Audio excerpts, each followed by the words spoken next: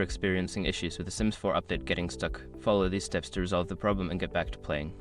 Step 1. Check your internet connection. Ensure that your internet connection is stable and working properly. A weak or intermittent connection can cause updates to stall. Try restarting your router or connecting to a different network if possible. Step 2. Restart the Sims 4 launcher. Close the Sims 4 launcher completely and reopen it. Sometimes, simply restarting the application can help clear any temporary glitches that might be causing the update to hang. Step 3. Clear cache files. Navigate to the Sims 4 cache folder on your computer and delete the cache files.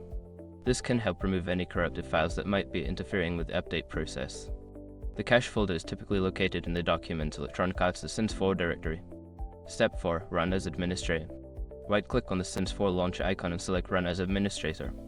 This can give the program the necessary permissions to update without any restrictions that might be causing it to get stuck. Step 5. Reinstall the Sims 4. If all else fails, consider uninstalling and then reinstalling the Sims 4.